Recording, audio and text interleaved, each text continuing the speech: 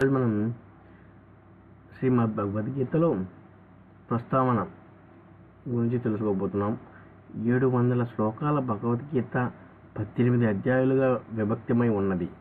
మహాభారతంలో భీష్మ పర్వంలోని 25వ అధ్యాయం మొదలు 42వ అధ్యాయం వరకు ఉన్న 18 అధ్యాయాలు భగవద్గీత. ఈ 18 అధ్యాయాలలో ప్రతిపాదించిన విషయాలను బట్టి ఒక్కొక్క అధ్యాయానికి అర్జున, విషదయోగ, సాంఖ్యయోగ ఇత్యాది నామధేయాలు ఇవ్వబడ్డాయి.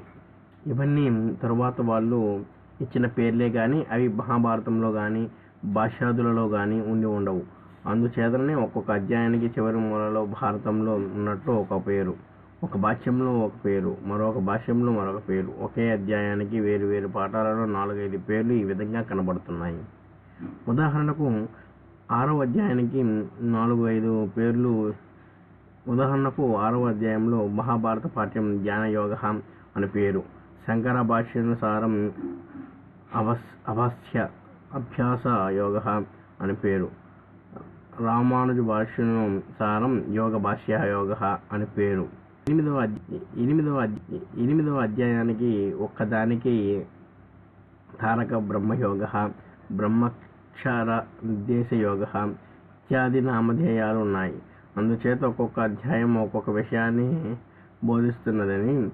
కాంఖ్యయోగ కర్మయోగాలు ఎంత ప్రధానమైనవో అంత ప్రధానమైన యోగ విశేషాలన్నీ సమర్థించవలసిన అవసరం లేదు.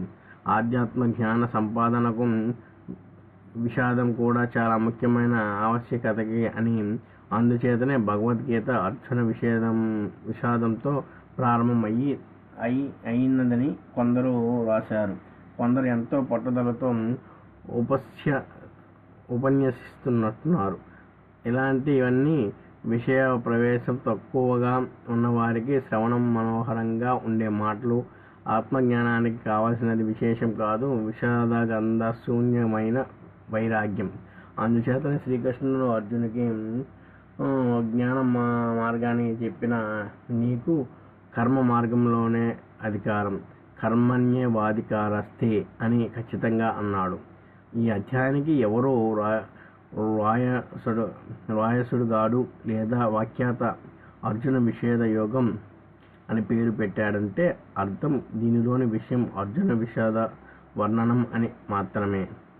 ఇతర అధ్యాయాల పేర్ల విషయంలో కూడా ఇంతే. నిజానికి గీతా శాస్త్ర ప్రారంభం 2వ అధ్యాయంలో 11వ శ్లోకంతోనే అని శంకర భగవత్పాదాలు సూచించారు. శ్రీ రామరాయ కవి గారు సమర్థించారు. భగవద్గీతకున్న లోకప్రియత్వం అతి చిరకాలం నుంచి భగవద్గీతకు భారతదేశంలో అత్యధికమైన గౌరవ ప్రచారాలు ఉన్నాయి. ఆంగ్ల భాషానువాదనలు ద్వారా దీనికి బాహ్య ప్రపంచంతో సంబంధం ఏర్పడింది మొదలు ప్రపంచ వాజ్ఞాయంలో కూడా ఇది సంకల్పయుక్తగా మార్గం ఉన్నది.